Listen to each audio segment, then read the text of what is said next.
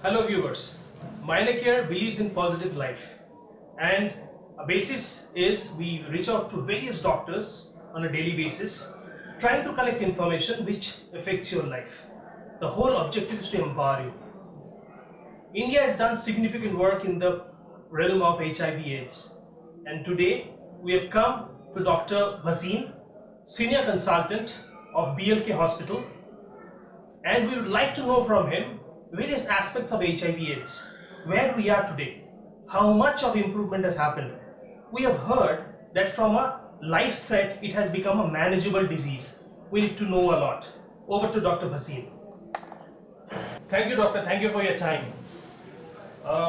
HIV/AIDS is known to lot, but we would like to know from you the current context. First, we have identified the case in India in 1986. A number of years have passed. A lot of efforts have gone in. So, Indian government, with the support of the medical fraternity, has done significant work in the last decade on HIV in India, starting from spreading awareness and treatment. What is the current status of HIV incidence in India? See, currently, whatever census we have from 2014, presently we have around 2.5 to 3 million people who are actually suffering from HIV or AIDS combined. The exact data is not available, but definitely the incidence of disease has gone down over a period of last 10 to 15 years. There has been a drastic fall in the incidence of the disease, and it is primarily because of the awareness which has been spread about the disease, the protective ways which has been sent, the media management, government which is taking so much of interest in the disease itself, and obviously the treatments which has become available to the masses. So, doctor, if government has achieved significantly, is it just awareness? Would you be able to highlight a little bit more on the individual facets which has worked in the success, although you have touched on it? See, the most important thing is it's basically a multi-pronged approach.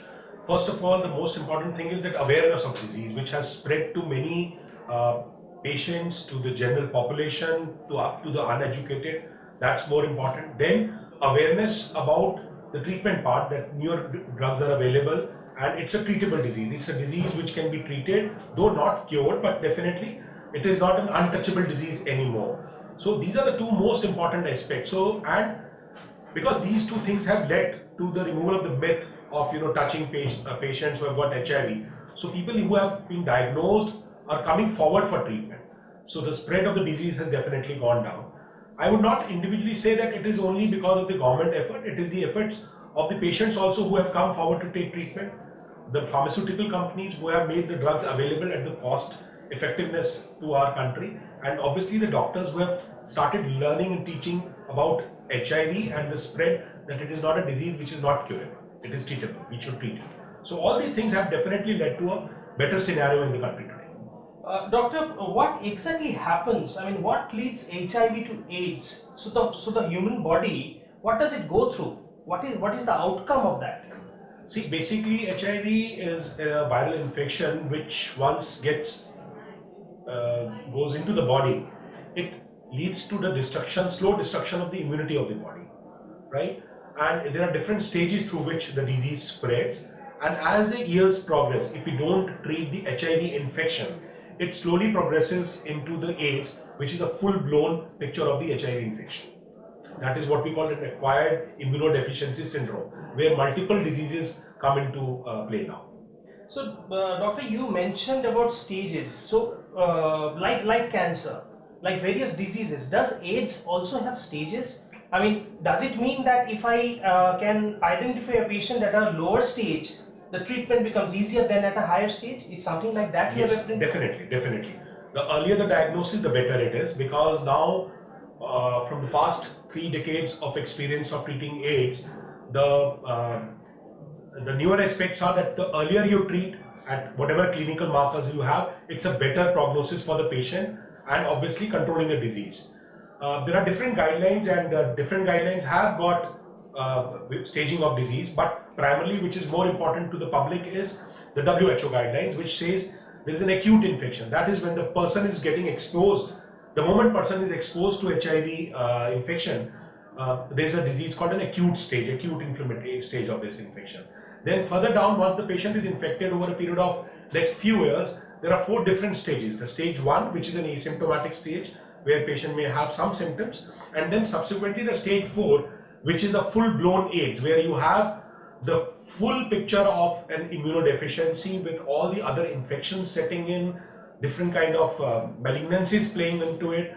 So these are the different stages, and in between you have 2 different stages, stage 1, 2, 3 and 4. 2 and 3 are the stages which have different kind of clinical profile at different moments. Okay. Doctor, we get to hear about ART, which is antiretroviral therapy. Although we hear about it, we really do not know much about it. If you please, for the viewers, if you can highlight on it. See, antiretroviral therapy is basically, ART therapy is a specific name given to the treatment which is given to the patients of HIV. It is called antiretroviral because it's a retrovirus, so it is called ART, antiretroviral therapy. Now, there are different drugs which are available to us, and there are different groups of drugs. There are different 4 to 5 groups of drugs which a clinician should decides. And generally, the latest policy is to give a combination of drugs, that is minimum 3 combination of drugs for lifelong, according to the stage of the patient, to treat and curtail the infection, to get the viral load as low as possible so that the patient doesn't infect other people, and obviously the disease doesn't progress in the patient itself. So this is an antiretroviral therapy. There are different groups of drugs which are being used in different combinations as per various studies and according to the clinical profile of the patient. Doctor, ART is now available both from the government side as well as from private practitioners. Now, for our viewers, it is very critical for people to know what kind of costs are there. And this is very important from the context of the recent discussions where the government is actually discussing the kind of load, the financial load on the economy it is bearing for quite some time in terms of treating patients. So would you be able to highlight on the aspects of cost at a private setting and as well as a government setting? See, the thing is, obviously, because the government has got different support system to available to it, but as per the guidelines, first thing is that we have some medical guidelines how to treat a patient. So if you talk about medical guidelines, the medicines which are prescribed to a standard HIV patient who is not suffering from other infections like pulmonary tuberculosis or hepatitis A, B and C and all those things. So there are standard therapy, whatever is recommended by WHO and whatever is available to us in the country, which is the best combination of drugs, costs around 5,000 to 6,000 rupees of therapy per month, which is lifelong. Now the question is not of treating for spending 5 to 6,000 rupees for few months. It has to be sustainable. The most important thing is, because it's a lifelong therapy, many a times patient in private setups who cannot afford, they leave the drug. The compliance becomes very low because of the financial issues. Similarly, in government setup, though the cost factor is definitely there, the production is there, but the government is supporting the treatment modality. But problem is, again, because of large number of patients, OPDs, procuring drugs, availability, time spent, there is again the compliance goes down. Though the drug is being given free of cost or at lower cost, investigative workups are there. So the support system is there. But the problem is, sometimes the workload or the number of patient load is very high. Sometimes the financial burden is very high. And these things plus investigative workup. So all this, but all the drugs, whatever drugs are available in the world, most of them are available in our country, and they are decided, the combinations are decided by the treating physician according to the clinical profile. So there are therapies as cheap as 2,000 rupees, 1,500 rupees to say 8,000, 10,000, 15,000 rupees. But it all, 15,000 is not meant, it is not something like if it's for 10,000, 15,000 rupees, it's a better drug or it's a newer drug, it's going to be better. It's basically patient specific, what you need. So the ideal combination which is giving the best results all over the world today costs around not more than 6,000 to 7,000 rupees a month. Okay. Doctor, we get to hear time and again that a lot of R&D is going on in terms of the medicines, in not only to make it cheaper and make it available, but also sure cure. So we also hear that HIV has been, as you mentioned also, that now it's not a death sentence. It is manageable illness. So from the point of view of research, from the point of view of having sure cure medicines, where has the industry gone? See, what when the first patient was diagnosed and when initially the treatment was started, from there, as you see, the R&D industry has helped a lot. But it's an evolving disease. It's a disease which has got newer spectrum, which has got newer treatment modalities available. And we still have got a very long way to go, because we have got resistant patterns now developing up. And the patient burden is definitely gone down in some areas, but at some areas in the world, the burden is increasing. The younger population, the smaller children are getting infected.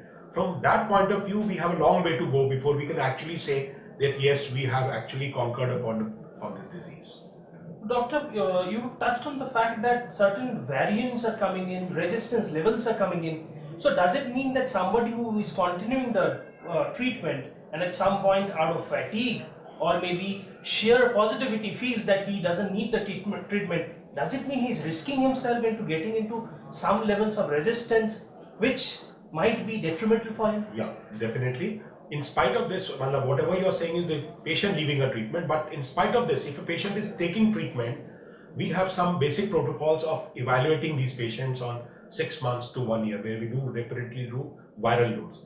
So if the viral load of a patient which has gone down and suddenly goes up again, we start looking into other factors also, whether if the compliance of the medicine has been good and the quality of product has been good, then why the viral load is going up? There is a possibility of resistance. So we have culture studies available, we have different tests available from where we can decide from one particular patient that yes, he is developing a resistance to this particular drug and there is a new variant which is not. Because see, it's a viral disease and it is a constantly undergoing mutation because we are fighting the disease. Now, this is for the patients who are already under treatment. Patients who are not being treated, obviously they are at risk of more wide variety of variations which are occurring. So definitely you have to be very careful, and once the treatment is started, we have to continue the treatment for lifetime. There's no way we should think of stopping it, or there's no indication where a medicine should be stopped. And doctor, AIDS is primarily a syndrome, a state of the body where the body becomes vulnerable to various other diseases, which actually creates havoc. So would you like to highlight the primary diseases which makes an AIDS patient very vulnerable? Yeah. See, there's something called opportunistic infections, which generally don't happen in a normal, healthy human beings. These infections come into play only when your body immunity goes down. That's why they are called opportunistic. They get an opportunity to attack your body. Once your CD4 count goes down, there are various types of infections, like there is a pneumocystic RNA infection, which is now called pneumocystic gyroe, and you have pulmonary tuberculosis, you have herpes infections. There are all different kind of infections which come into play. Fungal infections come in. So all these infections are the ones which actually lead to an acute mortality. AIDS per se does not lead to death.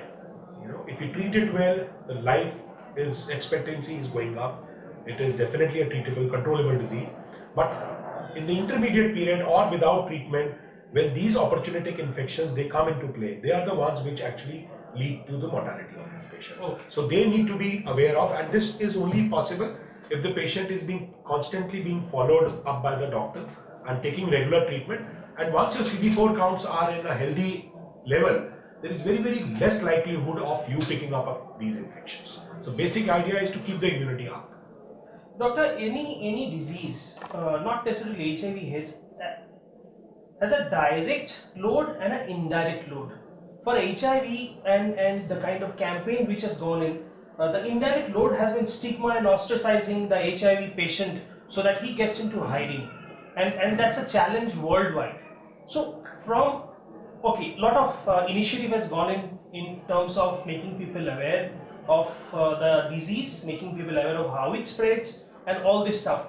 So currently, from your experience, where is this stigma thing currently? I mean, is it better off?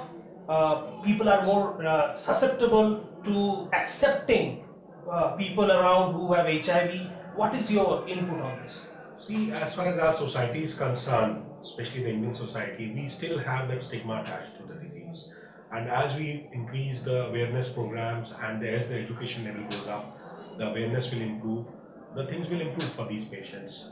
Whatever we see today as a cure rate or as a treatment rate where the infection is being curtailed, it is all because of the awareness programs. Something like small myths like it is spread by all kind of different touching and all that. So all those things have gone down. So awareness has definitely led to that.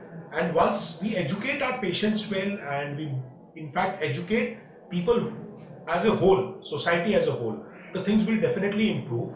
And there is no doubt that we should be under any impression that this is a disease which can spread from one person. After all, we as a doctors sisters are treating these patients in hospital. But only thing is, you have to be a little careful when you treat them, especially when you are exposed to the secretions and blood products of these patients. Right, right. But you're telling the situation is much better now. It's much better, though there's a lot of scope for improvement. And I think with over a period of time, the things should improve. They should definitely improve. Doctor, last but not the least, from your fraternity, I mean, if you need to advise our viewers on certain precautions or certain, stigma related stuff, what would you advise our viewers? See, the most important thing is, first, once a person has been diagnosed to have an HIV, person should not hide it, either from the doctors or from the society as such, especially from the spouse, from the kids. Because the most important thing is that the blood and blood products are the ones which transmit the disease, though that because of extensive screening that has been cut down. But sexual exposure is the one thing which is there. The children are getting, the younger children and the newborns are getting infected because of the transmission of the disease. So what we need to do, as I said, awareness. Once there is an awareness that disease is there, how it spreads and how we can curtail it, definitely the society accepts it and we start treating it. So these are the two things which are more important. First, the exposure part. You should know that once you are exposed, you should not be hiding the disease. You should get it treated. And one of the treatment modalities are, obviously, we're not putting other family members at risk. And the most important part is that we are an emotional society. And the moment I come to know or someone else comes to know that I'm suffering from an HIV, and it can immediately affect my wife, my kids, or my coming children, newborns which I'm going to have. So he or she should take treatment, and that should help the spreading the awareness of the disease. Doctor, thank you so much for your time. It was really energizing to hear from you all the positive things that are happening from Minor Care. Thank you so much. Thank you very much.